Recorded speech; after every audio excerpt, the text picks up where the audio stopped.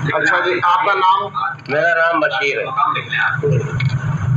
बशीर खां है। अच्छा, वालिद का नाम? हसन खां। दादा का नाम? बुल्लन। अच्छा जी, गांव? गांव कोटापट्टी नयाबास। अच्छा, गोत आपका? गोत हमारा कामेटा।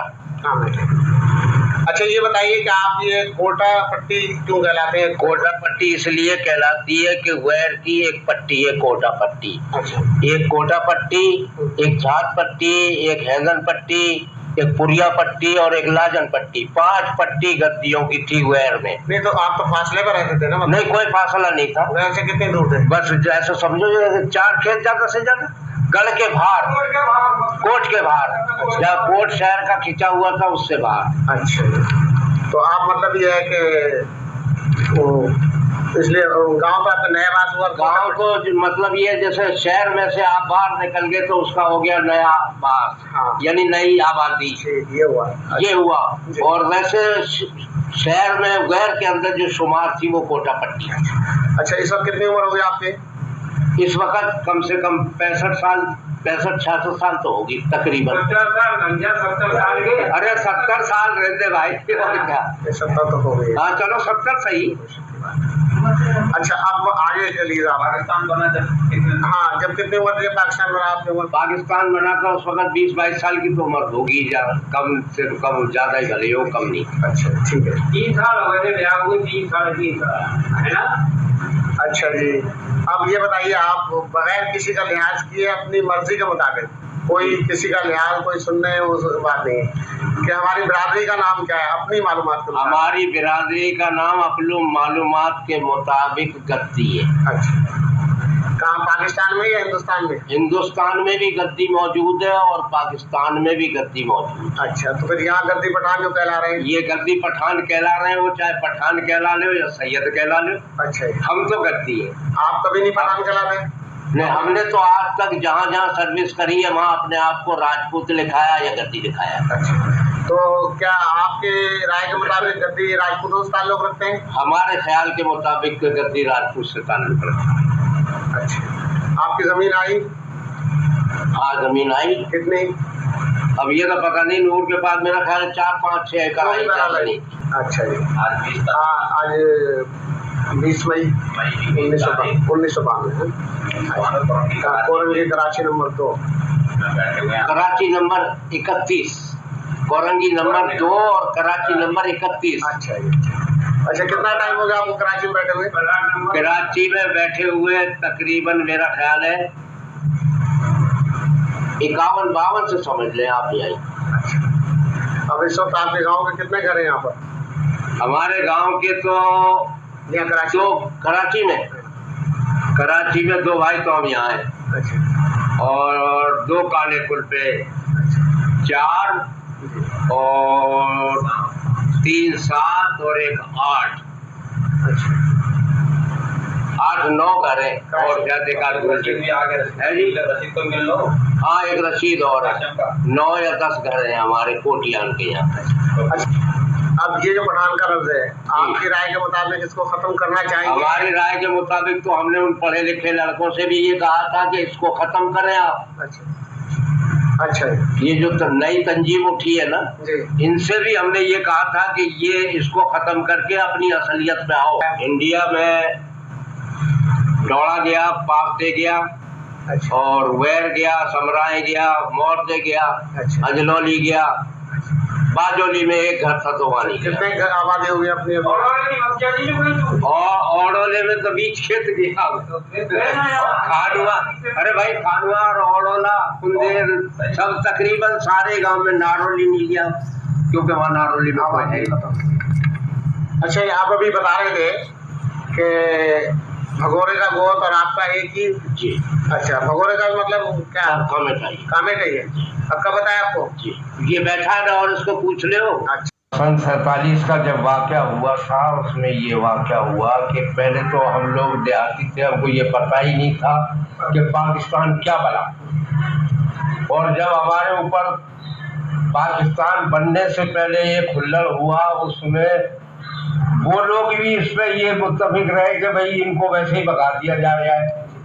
तो हमको सब अपने अपने पूरी वैर अपना अपना घर छोड़ के चली गए। हम कोटा पट्टी वाले भी निकल गए, बागों में जाके पड़ गए।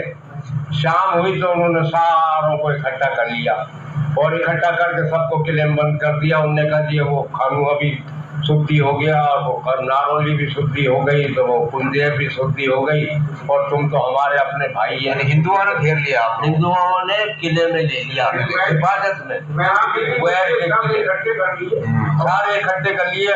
जितने भी मुसलमान सातों कौम थी, मुसलमान हुए जो भी सारे के सारे, इसमें वैर वाले भी आपके साथ थे? हाँ वैर पूरी सातों पट्टियों की बात बता रहे होंगे, पूरी वैर की।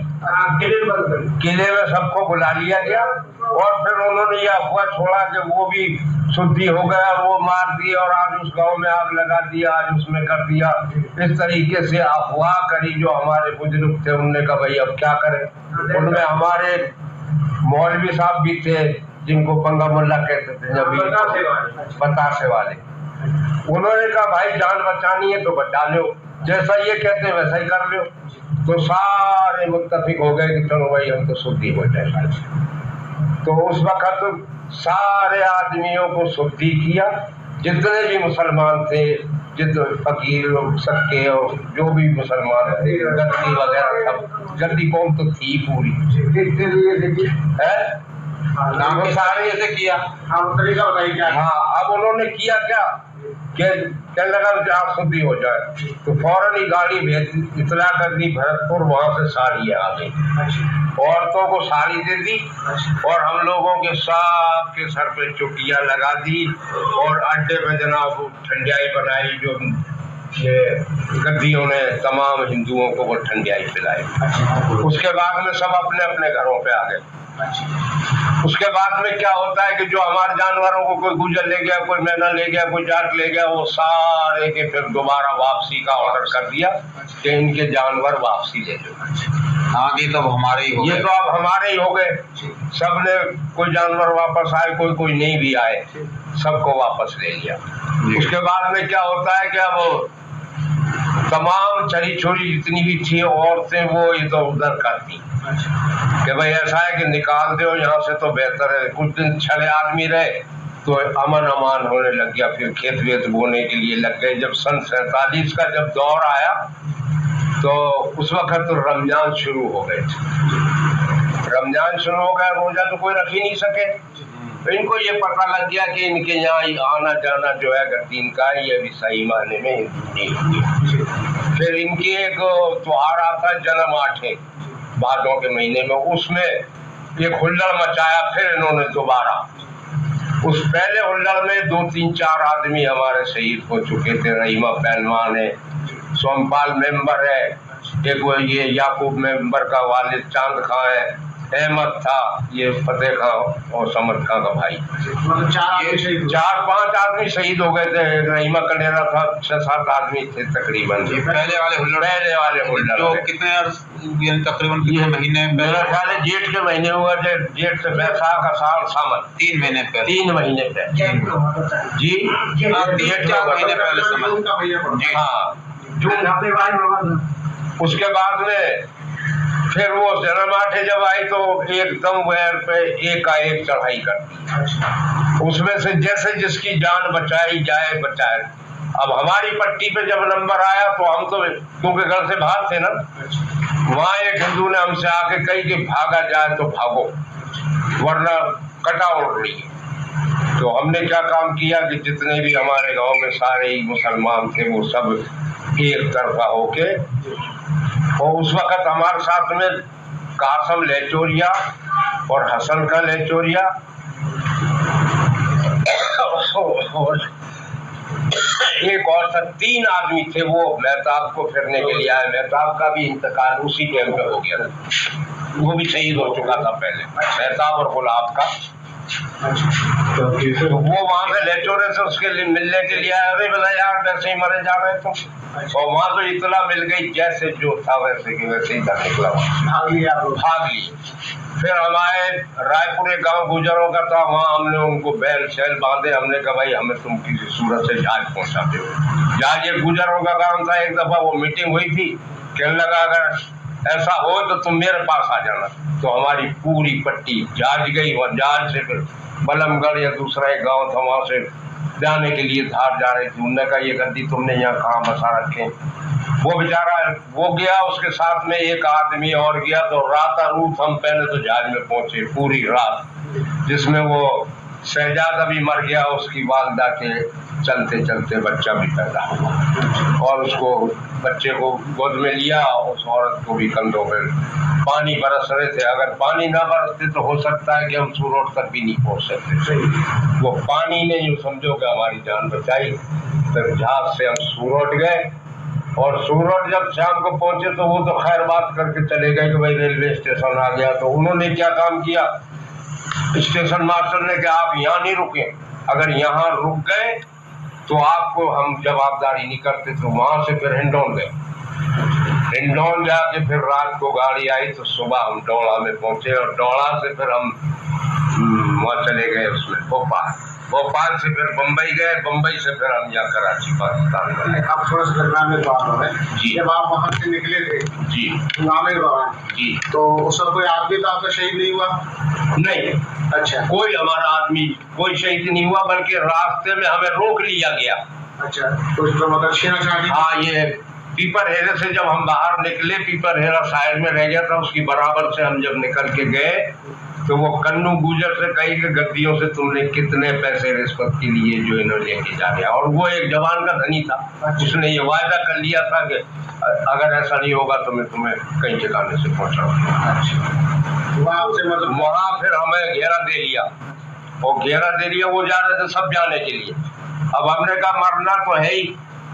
अब 2-4 आदमी उनके बीच में हाथ मेहंदी जोड़ने लगे। हमने कहा हाथ मेहंदी जोड़ने की जरूरत नहीं, पीछे हट जाओ। वो 2-3 बड़े बूढ़े से थे, वो आगे कर दिए कि अगर इन पे वार करे तो तुम पीछे मत हटो, अब मरना तो है ही। तो खैर अल्लाह ताला का ये शुक्र हुआ कि उनकी ये हिम्मत नहीं पड़ी, क्योंकि हमारे साथ में वो गुजर था, वो ठाणल चारों तरफ उसकी बात थी। तो उनने उसकी वजह से जो गुजर आ रहे थे वो किनारा, हालांकि बहुत से लोग गाली गलत देखे। अब थोड़ी सी बात यहाँ और है कि आपका गांव नए बास में जी, जमींदार जो थे वो सिर्फ गद्दी थे या उसमें हिंदू गुजर? उनमें ठाकर कौम और थी, वो जमींदार थी, वो भी जमींदार। उसका क्या हिस्सा था आपके गांव में? कितना हिस्सा था? 2 हिस्से के गांव तो था सारा कोटा पट्टी का ही। अच्छा, मगर हमारे कुछ बुजुर्गों की गलती की वजह से वो 2 हिस्से के वहाँ पर जमींदार हो गए थे और 1 हिस्से के गद्दी रहे। अच्छा, ठाकर थे वो? ठाकर। अच्छा, तो कितने घर थे उस वक्त उनके ठाकरों के? ठाकरों के मेरा ख्याल है, वैसे मुझे खुद सही तो अंदाजा नहीं है, मगर 30-40 घर तो होंगे तकरीबन। और 20-25 घर हमारे अपने। 20-25 घर आपका।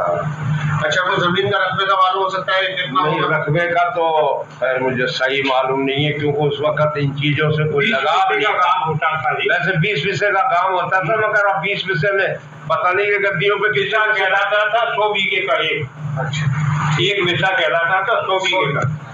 तो 20 विषय का काम या मतलब 2000 रकबा 2000 बीघे का होता था गाँव का। अच्छा, अब उसमें 25 भी होता, 30 भी होता, मगर कहलाता था 20 विषय का।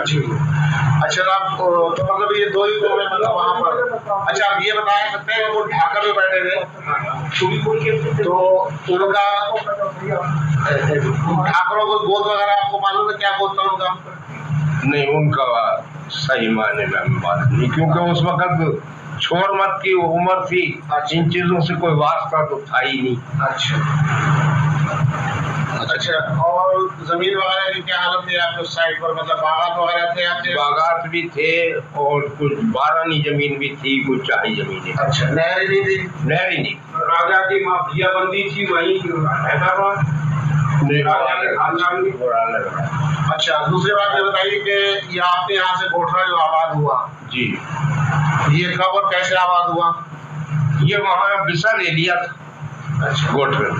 अच्छा, या अल्लाह बेहतर जानता है कि उनका पहले से ही विसा था, मुझे सही नहीं है इसका। विसा किसने? गद्दियों ने लिया? गद्दियों का विसा। अच्छा, बाकी जान है भैया, उसका सही इल्म नहीं है कि वो खरीदा गया था। कितने फासले पे था आपके? थोड़े ही फासले पे था, एक मील भर भी नहीं। मील भर भी नहीं था। हाँ करीब। नहीं तो ऐसा तो नहीं था कि वहाँ पे खेत एक दूसरे से मिले हुए थे या बीच में कोई और फासले में कोई? नहीं, खेत तो मिले हुए थे मगर मेड़ा बंदी थी कि उनकी वजह से कोई हद बंदी नहीं। अच्छा, इसमें कोठरे में कितने घर आबाद हुए आपके? कोठरे में 4-5 घर थे। 4-5 घर। 2 एक घर तो बाहर रहते थे, ये मजीद औरों की। अच्छा, वैसे 3-4 भाई तो वो वहीं रहते थे, लथुआ और चिन्नू और चिरमोली और गेंदा। तो ये कोटिया थी? कुटिया हमारी अपनी पट्टी में जो हमारे बुजुर्ग थे वो ये कहते थे कि पिट के मत आ जाना। अच्छा, अगर पीट के आ जाओगे तो हम खुश रहेंगे और मार खा के आओगे तो समझ लियोगे तुम मुर्दा हो गए। अच्छा। तो वैसे तो आप ये समझ लियो कि जब इतनी हिमायत किसी को हो जाए तो उसका अपने हौसले बुलंद हो जाते हैं, चाहे आदमी कैसा ही क्यों ना। अच्छा, जमींदारी के एतबार से पूछा। जमींदारी के हिसाब से वहाँ गुजर थे जी। और ठाकर थे और गद्दी थे। मुसलमान कोई गद्दियों के अलावा कोई कौम नहीं थी? नहीं, गद्दियों से अलावा वहाँ जमींदार कोई भी नहीं थी। गद्दियों के अलावा? गद्दियों के अलावा कोई और की मुसलमान जिम्मेदारी नहीं। सिवाय हिंदुओं की तो थी। हाँ, फिर हिंदू को चारों तरफ था। बाकी गद्दियों से अलावा किसी और की जिम्मेदारी नहीं। अच्छा, अच्छा। दूसरे में थोड़े से बच्चों के मामले अब ब्याह शादी तो हमारे होती थी जी। तो बिरादरी से बाहर भी करते थे या सिर्फ अपनी बिरादरी के? नहीं, अपनी बिरादरी में ही करते थे, चाहे शादी हो या ना हो। अच्छा, ये तो हमारी पूरी कौम का उसूल था, हमारे या नहीं बल्कि पूरी कौम का ये उसूल था कि शादी होगी तो बिरादर में होगी। अच्छा। दूसरी बिरादर में इसमें न लड़की देते थे और न लेते। बल्कि शायद सुना तो ऐसा गया कि पहले तो अपने गांव में ही नहीं देते। अपने गांव में सवाल ही पैदा नहीं होता, गोद बचाते थे। बहुत बचा शादी। ये एक भगोरियान का और हमारा एक रिश्ता हो गया, वो भी परदेश में, जानबूझ के नहीं हुआ। परदेश में ये जो मोहब्बत का अभी देखा होगा आपने, जानका ड्राइवर का जो बड़ा लड़का है, इस वक्त अवंदा हो गया बेचारा, तो वो पहली शादी थी वहाँ भगोरे। उसके बाद में कोई जो भी बाहर, वो भगोरिया भी रहता था, ये भी रहते थे, तो वहाँ बाहरों बाहर शादी हो गई। गांव में से कोई गोती के कोई शादी करता ही नहीं, बहुत बचा के शादी करते। अगले साल एक इज्तिमा हुआ था सवाई माधोपुर में, तो यूपी के दिल्ली तक के लोग वहाँ आए थे और अच्छे पढ़े लिखे लोग, और कुछ गद्दी मुख्तलिफ इलाकों से आए। मुख्तलिफ इलाकों से आए। इधर ये भोपाल का इलाका है, इसको एमपी कहते हैं। वो एमपी के लोग आए थे, कुछ तुम्हारे ऊपरले देश के लोग आए थे, सब जगह के लोग वहाँ जमा हुए थे। उन्होंने ये कहा कि गद्दी की बहुत बड़ी कौम है, खुलेआम ये लिखो कि गद्दी। उन्होंने ये नहीं कहा कि तुम भाई हमारी, बल्कि ये कहो कि हमारे बहुत गांव है और मजीद हम इनकी मालूमात और कर